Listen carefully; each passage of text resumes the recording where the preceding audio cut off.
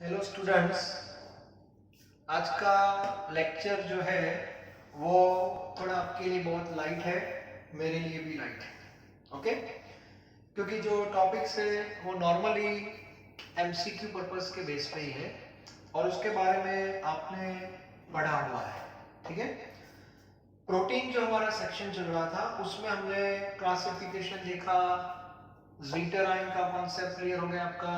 उसके बाद पेप्टाइड क्या है, dipeptide, tripeptide and finally polypeptide convert into protein. तो ये सब हमने देख लिया है। अब थोड़े दो तीन पॉइंट्स और हैं प्रोटीन के, जैसे classify protein on the basis of molecular shape. तो मोलेक्युलर शेप के बेस पे प्रोटीन के दो टाइप हैं। Number one that is fibrous protein, fibrous, and number two that is globular protein। मतलब उसका जो स्ट्रक्चर है that is like fibre, it means linear. Okay, तो जो भी पॉलीपेप्टाइड की चेन है वो ऐसे होगी, स्ट्रेट चेन। हाँ, बीच बीच में बॉन्डिंग रहेगा, that is a physical bond like hydrogen bond and disulphide. तो ये जो है that is a fibrous protein. बाद में इसकी कुछ दो तीन प्रॉपर्टी बहुत इंपॉर्टेंट है, जैसे फाइब्रस है that is water water insoluble. और वो नॉर्मली कहाँ पे होगा, एक एग्जांपल लेते हैं, केराटिन नाम सुना होगा आपने, केराटिन। ओके, एक नॉर्मली कहाँ पे होता है, हेयर, सिल्क, वहां पे रहता है। दूसरा है मायोसिन। मायोसिन आपको कहाँ मिलेगा, मसल में मिलेगा। तो ये सब जो एग्जांपल है वो फाइब्रस प्रोटीन के हैं।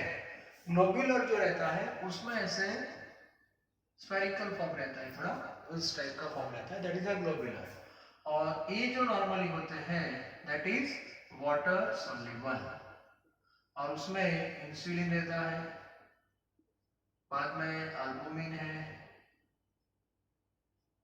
तो ये सब जो है ये एग में ही रहता है, एल्बुमिन। तो ये सब ग्लोब्यूलर प्रोटीन है। तो जो शेप रहता है उस हिसाब से हमने प्रोटीन को क्लासिफाई कर दिया है। उसके बाद एक सिंपल क्वेश्चन है that is a structure. Structure of protein. तो स्ट्रक्चर में बहुत सिंपल है, प्रोटीन के इतने स्ट्रक्चर है, primary, secondary, tertiary and quaternary. मतलब 1 degree, 3 degree, 1 degree, 2 degree, 3 degree and 4 degree. Normally if you go from 1 to 4th degree then structure becomes more and more complex. इसका meaning है ये structure सबसे ज्यादा complex होगा compare to 3 degree. This is also complex compared to 2 degree. This is also complex compared to 1 degree. तो ये clear होना चाहिए। सिंपल वे में आपको मैं बताऊं तो 1 डिग्री जो होता है उसमें जो भी अमीनो एसिड कनेक्ट हो रहे हैं उसके प्रॉपर सीक्वेंस होती है, जिसमें प्राइमरी में लाइक दिस। सेकेंडरी जो होता है वो थोड़ा कॉम्प्लिकेटेड बन जाता है लाइक दिस, ये सेकेंडरी है। टर्शियरी वो और भी कॉम्प्लिकेटेड है, सिंपल वे में बताऊंगा आपको ऐसे, और भी ज्यादा कॉम्प्लिकेटेड। और 4 डिग्री जो है उससे भी ज्यादा कॉम्प्लिकेटेड लाइक दिस ऐसे। तो थोड़ा दिमाग में आपको सिंपल लॉजिक क्लियर हो गया होगा कि ऐसे आप जाओगे तो 4 डिग्री वाला रहता है वो सबसे ज्यादा कॉम्प्लेक्स रहता है। ओके, अब इसमें ये 1 डिग्री तो सिंपल ही रहता है, ये 2 3 जो भी है उसमें बीच बीच में बॉन्डिंग होता है। कौन सा बॉन्ड, जैसे एच बॉन्ड, यहाँ पे एच बॉन्ड होता है। यहाँ पे आप जाओगे तो 2 टाइप के बॉन्ड होंगे, यहाँ पे आप जाओगे तो 3 टाइप के बॉन्ड होंगे ऐसे। तो जितने बॉन्ड ज्यादा रहेंगे फिजिकल बॉन्ड बिटवीन 2 चेन तो उतना वो कॉम्प्लेक्स ज्यादा हो जाएगा। ठीक है, ये जो सेकेंडरी है उसके 2 टाइप है, टेक्स्ट बुक में याद रखना। एक को बोलते हैं अल्फा हेलिक्स और सेकंड को बोलते हैं बीटा प्लीटेड। जैसे वो घर पे कर्टन होता है हमारे यहाँ, ठीक है, जो विंडो पे लगाते हैं वो फोल्ड होता है, थोड़ा देखा है आपने, ठीक है, फोल्डिंग फॉर्म में रहता है, उस टाइप का रहता है 2 डिग्री। अल्फा मतलब ऐसे ही होता है, हेलिक्स फॉर्म रहता है।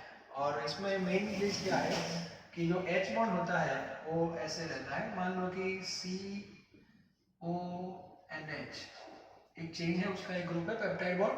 दूसरा यहाँ पे सपोज नीचे है H ऐसे सपोज लाइक दिस। तो ए कार्बन और ए हाइड्रोजन, इन दोनों के बीच में, सॉरी कार्बन नहीं, गलत किया हमने, कार्बन नहीं सॉरी, ये यहाँ नीचे, यस, और यहाँ पे कौन था H, ऑक्सीजन और हाइड्रोजन, इन दोनों के बीच में H बॉन्ड रहता है, यस H बॉन्ड। तो ये थोड़ा टेक्स्ट बुक में है, आप देख सकते हो, ठीक है। टर्शरी में फिर 2 बार फोल्ड हो जाता है, एक सिंगल फोल्डिंग है, दूसरी बार भी फोल्ड स्टार्ट हो जाता है, इसमें बार और भी ज्यादा फोल्डिंग हो जाता है, ठीक है। तो इस बेस पे पूरा स्ट्रक्चर है, तो क्लियर होना चाहिए। तो हो गया प्राइमरी, सेकेंडरी, टर्शियरी और क्वाटरनरी। इसके बाद एक टॉपिक थोड़ा दिया है, दैट इज डीनेचुरेशन। इसका सिंपल मीनिंग होता है प्रोटीन का जो ओरिजिनल स्ट्रक्चर होता है वो डेविएट हो रहा है। फॉर एग्जांपल आपके पास 4 डिग्री है, तो 4 डिग्री वाला प्रोटीन है आपके पास कोई सैंपल में, तो उसको आप थोड़ा हीटिंग कर दो, या तो उसको एसिड में डाल दो, हीटिंग किया, that is a physical change, acid में डाला, that is one type of chemical change. So whatever change, what happen, physical bond will break down. मतलब इसके अंदर जो भी फिजिकल बॉन्ड रहते हैं between two chains, either hydrogen, van der Waals, disulfide, whatever physical bond present in sample, all destroyed. तो उससे क्या होगा, जो भी चेन होती है वो सब सेपरेट हो जाएंगी, and finally structure like this, that is called denaturation of protein. तो जो ओरिजिनल प्रोटीन है उसमें वेरिएशन आ जाता है। बाद में उसका बेस्ट एग्जांपल है एग। एग जब कच्चा होता है, आपने देखा है उसमें लिक्विड होता है, ओके, वो लिक्विड फॉर्म है, और जब उसको बॉईल करते हैं, बॉईल जिसको बोलते हैं, वो आप देखना वो हार्ड सॉलिड हो जाता है। That is the change in structure of protein, and that is example of denaturation, okay. तो ये क्लियर होना चाहिए। तो इतनी इंफॉर्मेशन थी प्रोटीन के लिए। उसके बाद एक बीच में पार्ट 3 आ रहा है सिंपल, जो हमने सरफेस केमिस्ट्री में पढ़ लिया है, and that is enzyme. Enzyme that is a biocatalyst, okay, which increase rate of reaction, ये सब आपको पता है। Enzyme are also specific like catalyst. Specific मतलब सुक्रोज के लिए सुक्रेज ही चाहिए, सेल्यूलोज है तो सेल्यूलोज, सेल्यूलेज, ये सब फिक्स होता है, ठीक है। और यहाँ पे मैंने बताया था एंजाइम का रोल है कौन सी एनर्जी, एक्टिवेशन। एक्टिवेशन एनर्जी को क्या करता है, डिक्रीज करता है। एक्टिवेशन एनर्जी को डिक्रीज करता है। एक्टिवेशन एनर्जी का मीनिंग मैंने आगे आपको क्लास में बताया था।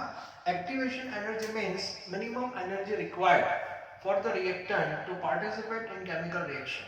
तो कोई भी रिएक्टेंट को या तो सबस्ट्रेट को रिएक्शन में पार्टिसिपेट होना है तो उसको एनर्जी चाहिए, that is called activation energy.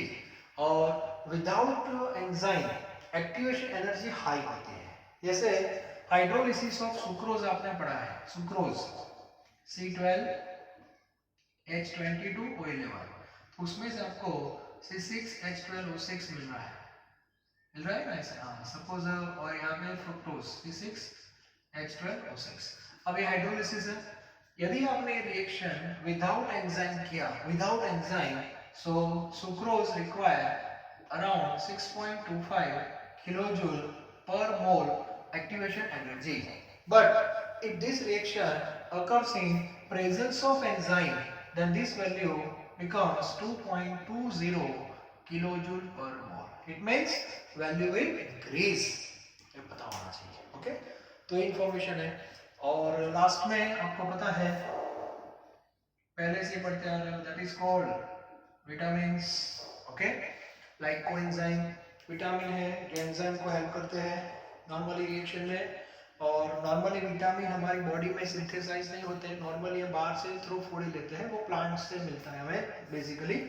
तो विटामिन है, विटामिन आपकी बॉडी में कम है तो उसकी जो डेफिशिएंसी है उससे कुछ डिसीज होते हैं जो आपने 8, 9, 10 से आप पढ़ते आ रहे हो, ठीक है।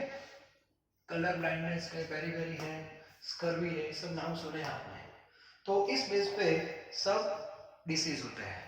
और विटामिन यदि नहीं है, आप नहीं ले रहे हो, ठीक है, रिपोर्ट में कम आ रहे हैं, तो उसकी टैबलेट भी आती है।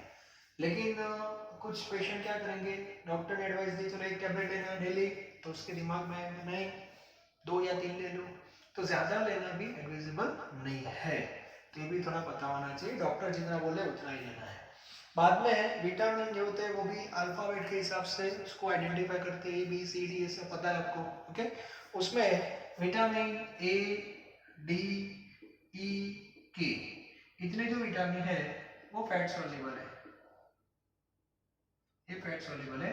और विटामिन आई थिंक बी और सी जो है that is called water soluble, एक ये थोड़ा पता होना चाहिए। ये बी है उसके भी टाइप है, B1, B2, B6, B12, ये सब उसके टाइप से डिफरेंट डिफरेंट। तो विटामिन है वो एमसीक्यू के लिए टॉपिक है, टेक्स्ट बुक में पूरा टेबल दिया है, उसमें विटामिन के केमिकल नेम भी है वो भी याद रखना है, उसके जो स्पेसिफिक सोर्स है वो भी क्लियर होने चाहिए, और उसकी डेफिशिएंसी है तो कौन कौन से डिसीज हो रहे हैं वो भी आपको पता होना चाहिए, ठीक है। तो आज का जो लेक्चर था उसमें मुझे ज़्यादा कुछ पढ़ाना नहीं था, ठीक है, मैंने पहले बोल दिया कि ये लाइट टॉपिक है आपका थोड़ा। तो प्रोटीन कंप्लीट हो चुका है, एंजाइम भी आपका हो गया, और लास्ट में विटामिन भी हो गया। नेक्स्ट हमारा जो लेक्चर रहेगा that is very very important and that is nucleic acid, DNA RNA, ये सब आपको पता है। मतलब नेक्स्ट हमारा जो लेक्चर होगा वो बायोमोलेक्यूल्स का लास्ट लेक्चर रहेगा, ठीक है। Thank you.